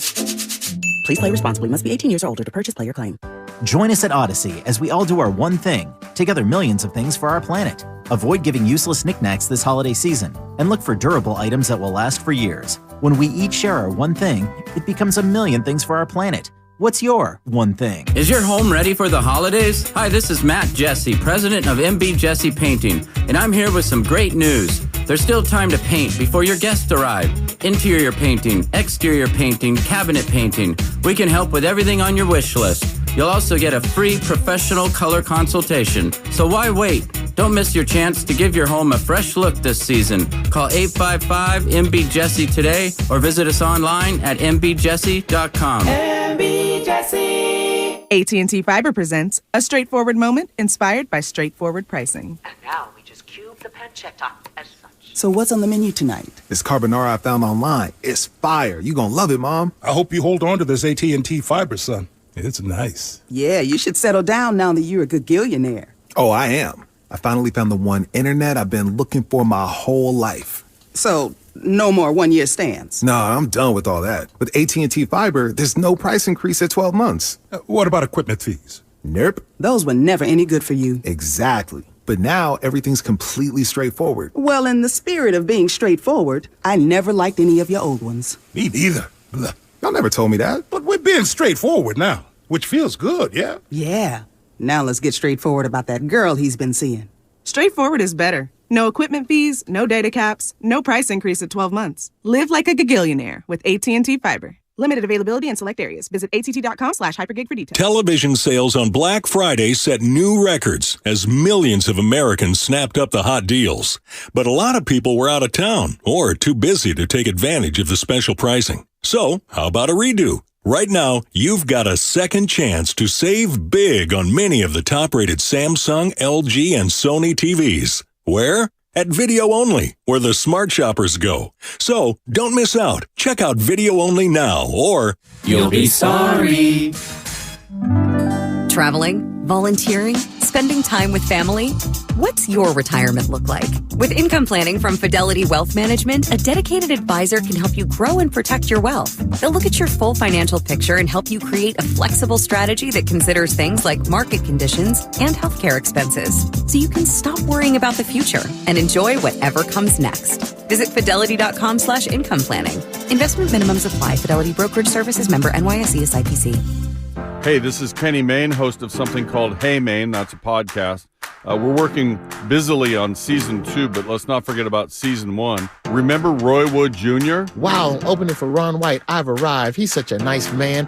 Maybe he wants a ride. Maybe he wants me to drop him off at the American Airlines terminal. Roy, I have a private jet. My pilot hangs with me like my homeboy. If you missed that episode of Hey Mayne, check it out on the Odyssey app or wherever you get your podcasts. Main wreckage on the south side of the tracks. Report of male driver, late 20s, severe injuries. Copy that. Can you see the vehicle? No, it's way up there. I heard a witness say the stop arm was down, but he tried to beat the train anyway. Too many drivers are killed crossing railroad tracks, even though they know a train is approaching. What they don't know is, even after it breaks, a train can take up to a mile to stop. Requesting ambulance stretcher to shuttle crash victim back to the road. Copy. Stop.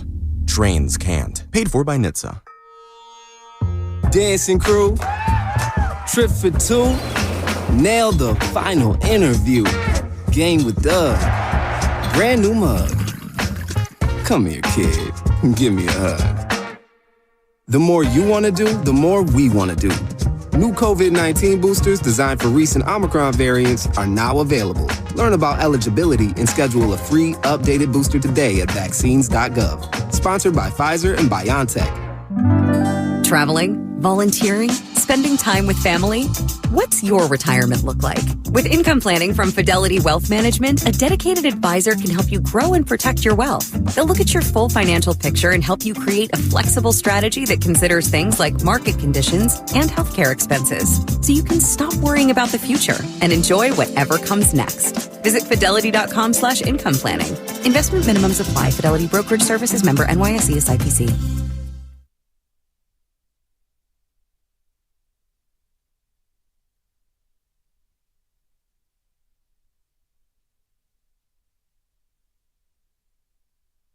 Now back to the kickoff show with Larry Krueger and Lorenzo Neal on 95.7 The Game. Sponsored by Jim Beam Bourbon Whiskey. Taste the world's #1 bourbon. And by Harris Ranch Beef. Legendary beef, legendary quality. Welcome back to the kickoff show. Larry Krueger and Lo Neal here at the Santa Clara Hilton across the street from Levi Stadium, where today we get to see the Niners take on the Miami Dolphins in Week 13. And this is our final segment. We'll do our keys to victory right here. But thanks to Cam, who's been on the controls all day. Thanks to Tim Jordan, who's with us here at the Hilton. And thanks to JD for stopping by and talking a little football with us. I think the big question today for the game is, can the Niner defensive line set the tone? Miami's going to be without Austin Jackson, and they're also going to be without Teron Armstead. So Brandon Shell and Greg Little step in at the offensive tackle spots. And, if you just look at the numbers, this is major advantage for the 49ers. Brandon Shell's given up 21 pressures in 268 pass blocking snaps. Greg Little's given up 27 pressures in 249 pass blocking snaps. So it should be a huge edge for the 49ers, but expect a quick release game from Tua. Tua's getting the ball out quick.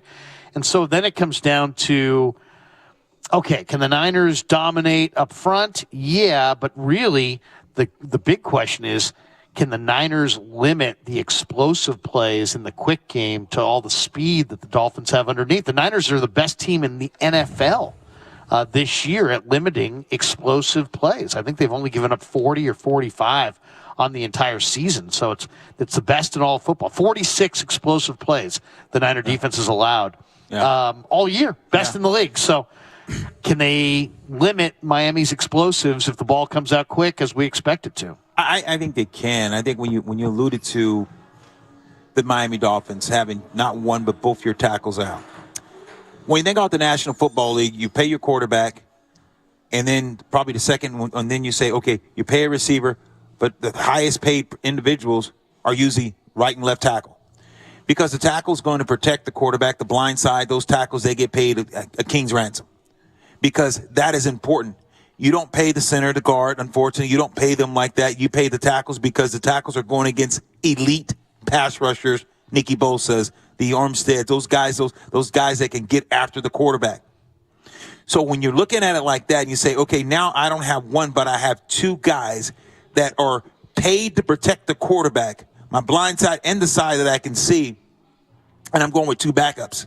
And both of them have given up a lot of pressure. So now the biggest thing is now, can the San Francisco 49ers control intensity and control rush? Meaning because sometimes you can beat the guy off the jump and you get so far up the field that now you give Tua a lane to run through. So you're going to have to beat them, but you're going to beat them with speed, but then shrink the hole. A coordinated rush. A coordinated rush. You can't give them an obvious run lane. Bingo. That's what they have to do. That's a key to me because you have an advantage, a huge advantage on your defense as far as going against the offensive tackles. Can you take those tackles because they're afraid of your speed, especially playing at home in a hostile environment here in San Francisco, Levi's? So now the crowd noise is going to play a factor, and those tackles are going to try to get out of there. And when they want to get out of there, if you're Nicky Bosa and you're coming when you know they're getting back, they're already in a retreat situation. Boom! I'm stabbing him with that inside arm, and I'm taking him back for a ride. And put him on skates and put him in the quarterback's lap. That's what you got to do. When you're playing against two guys that are inefficient, you know that you're going to have them on the jump. You're going to look down there and you say, I'm going to get off on the ball. That's it. The defensive line, accountability, but watching the snap count. If you can get off on the ball because those young guys, they're going to be scared now. You know that, Larry. Those guys are going to be scared. Oh, here they come. It's this Niner day. I got to get back and I got to protect Tua. So, it's going to be huge huge when O'Neal goes boom and throws the air shiver. Tim and I are scared. I mean, we're scared. I mean, we're about ready to just run. You know, I'm fired up. I'm sorry. I was ready. So when I show you that's. I'll tell you one part of the field that I think is really an area that we all should be kind of honing in on today when the Dolphins have the ball, and that is the intermediate middle of the field. Now you say, what's the intermediate middle? That's the range between 10 to 19 yards of the line of scrimmage. So beyond 10 yards after the line of scrimmage and between the numbers, the intermediate deep middle. It's been a huge area to target in the passing game. Nobody in pro football has attempted more passes to this part of the field than the Dolphins quarterback Tua Tagovailoa. He's thrown 38 completions targeting the intermediate middle third of the field this year, 16 more than any other quarterback in the NFL. And if you say, well, how does he do it? They really do it a couple ways. They have Tua in the shotgun out of on the quick game, and they'll have the spread formation, and he gets it out quick, right? And sometimes like a hot read right as the guy's sprinting away from the line of scrimmage. That's one way. And then the vertical stretch.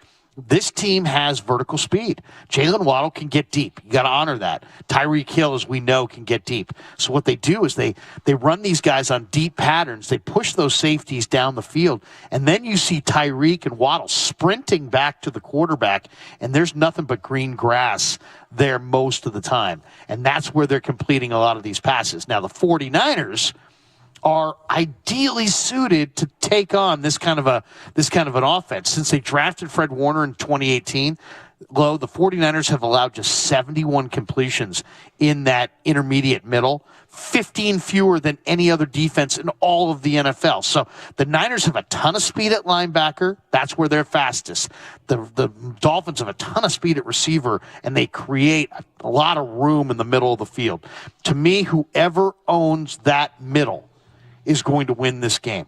If the Niners hit like trucks and they rally up in the deep middle or the intermediate middle and they smoke these speed receivers and they really hit them hard, I think you're going to see some drops, and I think you're going to see some inconsistency there. Yeah. If the Niners somehow, the speed of the Dolphins is too much and they can go play pitch and catch underneath, and then open things up, or drive the safeties down the field and create that space and then throw it in front of them all day, could be a long day at the office. So to me, I think that intermediate area between the 10 yards of the line of scrimmage to 20 yards of the line of scrimmage in the middle of the field, the Niners own that real estate, they win. If the Dolphins make big plays in that real estate, they win. Yeah, and I think the defensive front, like you alluded to earlier, you win games are won and lost in the trenches. 1, 2, 3, the ground belongs to me. And if that's how this defensive front approach this and saying, hey, 1, 2, 3, 1,000, 1, 2, 3, I'm in the backfield. Because now when you're talking about those deep comeback routes and things that they're trying to do, that Tua's trying to do, I know even if he's in the gun, but if you can beat them up front, especially with your tackles are going to be light and your tackles haven't played, they don't have a lot of game experience and they're giving up a lot of pressure, if you can constrict the pocket and squeeze that pocket, now, boom, it's 1,000, 1,000, and now the pocket's in. So now your quarterback either going to have to continue to drop back or he can't step up to throw the ball, and now you have hands in his face. And if you can do that and get the middle push because you know you're going to get some outside push, it's unmutable today. You're going to win on the outside. You're going to take advantage of these tackles. So now it's like, what do I have in the middle? I got to make sure that I got my guys in the middle that's going to push the pocket and then get your hands up and try to bat down some balls. I look at today, it's going to be an opportunity for the defensive front to knock down some balls too, Larry. Not just hit the quarterback, not just sack the quarterback, but knocking down a lot of batted balls. I think that's going to be huge too. It's one thing to complete passes. It's another thing to get explosives off those pass plays. So for the 49ers, I think the big key in this game is going to be how well do they tackle underneath. Breaking down in space against an athlete is difficult to do. Against the kind of athletes the Dolphins have, it's even that much more difficult. But the Niners have a ton of speed, and they break down really well. Now, the guy who's going to be interesting to watch today is Talanoa Hufanga. Can Hufanga hold up in pass coverage? Last week he was great. He had a forced fumble, first career forced fumble. He had 9 tackles. He's got 4 picks on the year. He's playing amazing. 7 passes defense, but he's going to have a huge responsibility patrolling the deep middle against Miami's big play speed. So to me, can Hufanga hold up in pass coverage? His game is really more in the box and against the run. They're going to make him play pass coverage today against speed and in open spaces. Can he make those plays? He's fallen off a number of tackles in the last 4 or 5 games. Yeah. He's got to detonate on these guys. He's got to hit stripe on a stripe, as they say, though. And you're not going to get a lot of opportunities to hit Tyreek Hill. You're not going to get a lot of opportunities to hit Jalen Waddle. You have to. It's one thing to allow a 15-yard reception, an 18-yard reception. You can't allow an 8-yard reception that goes 88 yards. Yeah. Can you win up? And I'm going to keep going back to this. I know you and I are saying the same thing in a sense, but can you win up front is going to pay huge dividends, because now if I can win with just my front four, Larry, I don't have to compromise my integrity in my secondary. If I can win because I know my front four, they're going to beat your tackles, I'm going to beat you in front. Now I can drop my linebackers and play more coverage and play more zone. So if I know they're going to run a 5 route, the 5 route's 15 yard and come back outside, or they're going to run the deep 4 where coming across. Whatever they're going to do, or run the 6 route, deep in, or the 8 route. What do they want to do, and how do you take that away? How do you take it away? You say, okay, I know they're running that 5 route, that 15-yard, 20-yard comeback. Okay, look, we're going to go out there and play sticks. We're going to get wide underneath there. We're going to make him play over the top, throw that ball in that between the window, and he's going to squat. So how are you got to do that? The biggest thing to me, if you don't have to bring extra linebackers or have to bring corners or any of those things and win up front, then I think that you can shut down a lot of these pass routes, these combinations that the Miami Dolphins want to do. Yeah, no, I don't think there's any question about that. I'm also looking for a big day from Brandon Ayuk. Yeah. You know, Ayuk has been really, really special. He's got at least 7 targets or scored a touchdown in 6 straight games. Ayuk's been big. And I just expect that to continue. And if you can feature him, that's going to help the 49er offense. I think this is a big day for Ayuk because Debo, I don't think, is 100%. I don't think McCaffrey's 100%. I know Kittle's been walking around with a limp. So, I mean, they need Ayuk of all their weapons to step up and carry him today. And then, you know, the other question I think has to be asked here is how good exactly are the Dolphins? The betting public is betting the Niners. The spread has moved in the Niners' favor multiple times. It's up to 4.5 in certain areas. The Dolphins' last 5 victories have been against the Lions, the Steelers, the Bears, the Browns, and the Texans. So not very good teams. Though they have, they're give them theirs, but they're not necessarily beating world beaters. Yeah, this will be the best team they've faced in a while. Yeah, I agree with you. I think both these two teams are playing against their best opponent that they both have played in a while. And that's why it goes again, and I'll get in the trenches on both sides of these teams. Who's going to be able to stop the run? Which team is going to be able to shut down the run? If the Niners, if Miami can just get the Niners to say, okay, boom, make them get out of cover 2. You understand what that is. You understand, hey, if you're sitting back playing cover 2, the Miami Dolphins are going to say, we got to run the ball, and we have to be effective. And then say, okay, if we get them to now have to play cover 1 or play, cover 1 and bring the safety down, bring that 8th guy in the box, now we can take our shots down the field. So it's going to be imperative that the Niners can win with their front 4 so they don't have to bring 9 guys, 8 guys into the box. That is going to be a big deal for both these two teams to make sure that they can have a running game that's going to cause it to dictate that the defense come out of cover 2. So either it's Miami or the Niners. Which offense is going to impose its will, the ability to run the ball and make teams say, we can't sit back and play zone. We can't sit back and play cover 2. We got to bring 8, 9 guys in the box. And now the passing game is get more, and that favors huge. You know that favors the 9. That favors the Miami Dolphins if you have to put 9 guys in the box, because now Tyreek, now you look at the receivers, they can hurt you more because that's when they're more effective. So the Niners have to be stout against the run, and so does Miami. So both these two teams, the team that's able to run the ball most efficiently, I think win this ball game today. One of the factors that, I don't know how big of a factor it is. I mean, they say that special teams is a third of the game, but the 49ers have a decided advantage on special teams in this matchup with the Dolphins. The Dolphins are bottom of the league across the board on special teams. Now, where they really struggle is kickoff coverage. So that's the area that I expect the 49ers to maybe have a big play or two. And that could be the difference between winning and losing. You make a couple of big plays on get a couple of big-time kickoff returns, or maybe you're starting drives in Miami's territory. That could be the difference between getting points and not getting points. I think that's a major factor, and that's an area that should, on paper, favor the 49ers. Across the board, the Niners are better on special teams, but if you really look at the one area, it's the kickoff coverage unit where the Dolphins are really, really struggling. There's big play opportunity there. And not enough people talk about it. And that's great you bring it up. Not enough teams, not enough people, not enough media to talk about the special teams. They're huge. It's field position. It's field position. It leads to turnovers.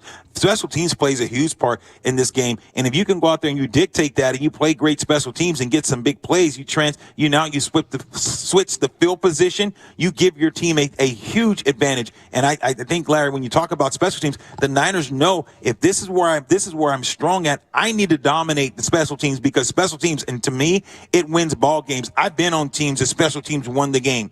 Music City Miracle, Nashville, Tennessee, 17 seconds left playing against the Buffalo Bills. The ball's kicked. Neil catches it. Neil pitches back to White check over to Dyson. We got something. He could go all the way. Boom! You know what I'm saying, baby? So I've been on that side. So without a doubt, special teams are absolutely huge. Yep. Remember that play like it was yesterday. This is just, by the way, this is hot against hot. This is a hot offense against a hot defense. This is just the fourth meeting in the history of the NFL between a team that has scored at least 30 points per game in their past 4 games, Miami in this case, and a team that has allowed 16 or fewer points in their past 4 games, the 49ers. So I'll throw it to you, Lo. Would you rather, if you're going to have, half your team roll in, super hot, would you rather ride a hot defense like the Niners have or a hot offense like the Dolphins have? Which would you prefer? You know what? Just the teams, what they bring, what you've seen. I rather have my hot defense because I know that they can be consistent. So the Niners, the defense is going to be big. If you're the Niners, if you can, and the thing that's tough for me is because if the Niners offense struggle and continue to give Tua opportunities and their offense opportunities, then good things are going to happen for Miami. So the Niners offense have to be balanced today. They have to, even if they're not balanced, they have to dictate. They have to make sure that they keep some drives because you don't want your defense. You don't want to go 3 and out, and all of a sudden you keep giving Miami those opportunities because now your defense you're asking your defense to do too much against a high-powered offense. So, in my opinion, I think your offense has to play well enough to keep, to convert third down, to keep the field position flipped on your side. That's what I'm looking for the offense. Not to necessarily go out and, score your 40. But, hey, look, you get to 24 points. If you get some drives, even if you don't score, if you got a 5-minute drive, a 7-minute drive, and you save your defense, get yourself a couple points, that's what's going to be big to me. Because if you're not doing that, you're just giving Miami too many opportunities to score. Yeah, there's no question. I think you also, can the Niners defend Tyreek Hill out of the slot? He lines up in the slot 40% of the time. That seems to be a weakness of this coverage unit is defending the slot receiver.